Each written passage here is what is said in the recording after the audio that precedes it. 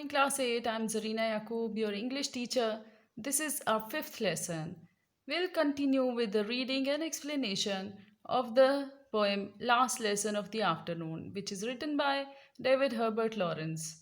In the previous three stanzas, we have seen that an exhausted and tired teacher is totally fed up with careless, non serious, and disrespectful behavior of his students.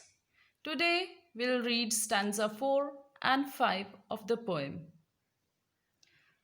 What is the point of this teaching of mine and of this learning of theirs?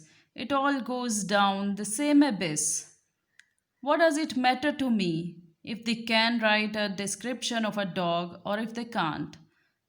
What is the point? To us both, it is all my aunt, and yet I'm supposed to care with all my might. I don't, and I will not. They want, and they don't. That's all. I shall keep my strength for myself.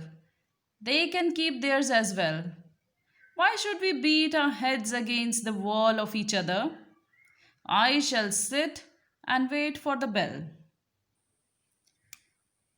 The poet continues sharing his thoughts about the uselessness of his teaching to the students who do not want to study.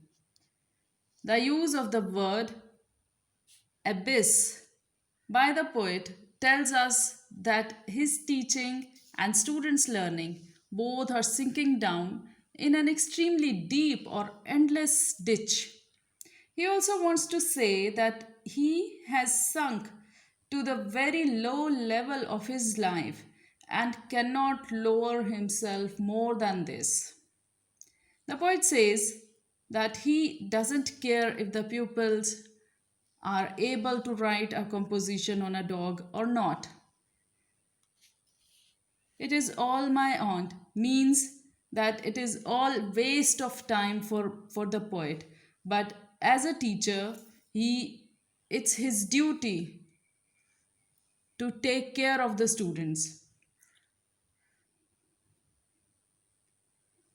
The poet is telling his full and final decision now. In the last stanza, he says that he doesn't care for these students' learning because he knows that the students themselves do not care at all. The poet says that he will keep his strength for himself and wants that the pupils keep theirs. He decides to sit and wait for the bell and to let the students be free. The poet has surrendered completely. And the poem ends with the same idea of the ringing of the bell as it began. In the first line, we have, "When will the bell ring?" And in the last line, we have, "I shall sit and wait for the bell." Now, your homework would be question F, G, H, and A. Question B and J are the same because they both are related to the metaphors.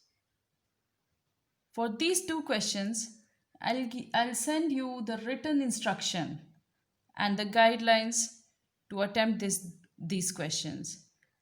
I will give you the guidelines, written guidelines also for reference to the context and the rest of the exercises. But for now, please do these 4 questions properly. Take pictures of your work and send your work through WhatsApp. Till next lesson, goodbye.